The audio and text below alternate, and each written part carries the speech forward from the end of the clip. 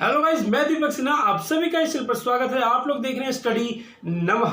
आज हम करेंगे पार्ट 4 में सोवियत प्रणाली क्या थी का लास्ट पैराग्राफ बुक से। मैंने आप लोगों को लास्ट वीडियो में बताया था कि ये पैराग्राफ मैं आपको वर्ड टू वर्ड कराऊंगा, तो सीधा हम टॉपिक पे बात करते हैं। बाकी दो पैराग्राफ मैंने आपको लास्ट की 2 वीडियोस में समझा रखा है। ये लास्ट पैराग्राफ, सोवियत प्रणाली पर नौकरशाही का शिकंजा कसता चला गया। यह प्रणाली सत्तावादी होती गई और नागरिकों का जीवन कठिन होता चला गया। बिल्कुल सही बात है। इन अर्थव्यवस्था के अंदर नौकरशाही का एक दबदबा बन गया और वो जनता के ऊपर हावी होती चली गई। लोकतंत्र और अभिव्यक्ति की आज़ादी नहीं होने के कारण लोग अपनी अहमियत अक्सर चुटकुलों और कार्टूनों के माध्यम से बोलते थे। सरकार की बुराई वो कर नहीं सकते थे क्योंकि दूसरा दल था नहीं, तो जनता अपना आक्रोश कार्टून के माध्यम से दर्शाती थी। सोवियत संघ की अधिकांश संस्थाओं में सुधार की जरूरत थी। सोवियत संघ में एक दल यानी कम्युनिस्ट पार्टी का स्थान था और इस दल का सभी संस्थाओं पर गहरा अंकुश था। यह दल जनता के प्रति जवाबदेह नहीं था। साम्यवादी व्यवस्था में सिर्फ एक ही दल था, दूसरा दल तो था ही नहीं। और ये जो दल था ये जनता के प्रति जवाबदेह बिल्कुल नहीं था।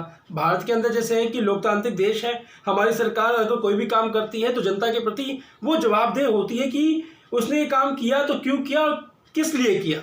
मगर सोवियत संघ के अंदर कम्युनिस्ट पार्टी जो थी वो किसी भी प्रकार का जवाबदेह जनता को नहीं दे सकती थी। जनता ने अपनी संस्कृति और बाकी मामलों में साथ संभाल अपने आप करने के लिए 15 गणराज्यों को आपस में मिलाकर सोवियत संघ का निर्माण किया था, क्योंकि हमें मालूम है। लेकिन पार्टी ने जनता की इस इच्छा को पहचानने से इनकार कर दिया। हालांकि सोवियत संघ ने नक्शे में रूस संघ के 15 गणराज्यों में से एक था, लेकिन वास्तव में रूस का हर मामले में प्रभुत्व था। अन्य क्षेत्रों की जनता अक्सर उपेक्षित और दमित महसूस करती थी। 15 गणराज्यों से बना हुआ यूएसएसआर सोवियत संघ, उन 15 गणराज्यों में रूस जो था सबसे बड़ा था और ताकतवर था। और इस रूस का दबदबा बाकी 14 गणराज्यों के ऊपर होने के साथ साथ वहां की जनता को भी वो प्रभावित करता था अपने दबदबे से। इसलिए जनता अपने आप को सहमी हुई मानती थी। आगे, हथियारों की होड़ में सोवियत संघ ने समय समय पर अमेरिका को बराबर की टक्कर दी, लेकिन उसे इसकी भारी कीमत चुकानी पड़ी। सही बात है, सोवियत संघ के अंदर वो अपना सारा पैसा हथियारों पर लगा रहा था। किसको टक्कर देनी थी? अमेरिका को टक्कर देनी थी। धीरे धीरे उसकी यही टक्कर देने की रणनीति सोवियत संघ का विघटन का कारण बनी।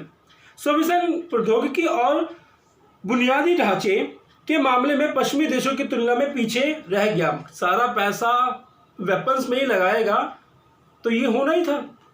लेकिन सबसे बड़ी बात तो ये थी कि सोवियत संघ ने अपने नागरिकों की राजनीतिक और आर्थिक आकांक्षाओं को पूरा नहीं कर सका और सोवियत संघ ने 1979 में अफगानिस्तान में हस्तक्षेप किया। इससे सोवियत संघ की व्यवस्था और भी कमजोर हुई। एक तो वो अपनी जनता की जरूरतों को पूरा नहीं कर पा रहा था, ऊपर से उसने अफगानिस्तान में हस्तक्षेप किया। इससे सोवियत संघ की हालत और खराब हो गई। हालांकि सोवियत संघ में लोगों का पारिश्रमिक लगातार बढ़ा, लेकिन उत्पादकता और प्रौद्योगिकी के मामले में वह पश्चिमी के देशों से बहुत पीछे छूट गया। इससे हर तरह की उपभोक्ता वस्तुओं की कमी हो गई और खदान का आयात साल दर साल बढ़ता गया। 1970 के दशक के अंतिम वर्षों में ये व्यवस्था लड़खड़ा गई और अंततः ठहर सी गई। इसको इस बात से समझ सकते हैं कि धीरे धीरे सोवियत संघ की अर्थव्यवस्था में गिरावट आना स्टार्ट हो गया, क्योंकि वो हर क्षेत्र में पश्चिमी देशों से पीछे होता जा रहा था।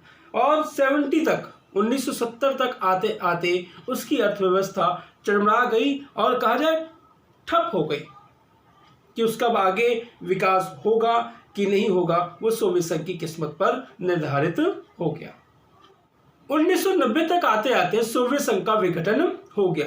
सोवियत संघ की अर्थव्यवस्था में नौकरशाही का दबदबा तो रहा ही, जिसका विघटन पे असर पड़ा। साथ साथ सोवियत संघ के नेताओं की रणनीतियां सोवियत संघ पर असर नहीं कर रही थी और अंततः सोवियत संघ का विघटन हो गया। तो ये था आपका थर्ड पैराग्राफ।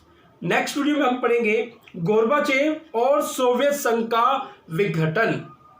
देख लो, मैं आप लोगों को हर टॉपिक को क्लियर कराता हुआ आगे बढ़ रहा हूं। हालांकि अभी मेरी वीडियो पे व्यूज कम आ रहे हैं क्योंकि अभी स्टूडेंट्स तक वीडियो पहुंच नहीं रही, मगर जब स्टूडेंट्स को मालूम चलेगा कि हाँ टॉपिक वाइज ये चैप्टर्स कंप्लीट करवा रहे हैं दीपक सिन्हा, तो जरूर जुड़ोगे आप मेरे साथ। तो मिलते हैं नेक्स्ट वीडियो में। अपना और अपने परिवार का ध्यान रखें। जय हिंद, जय भारत।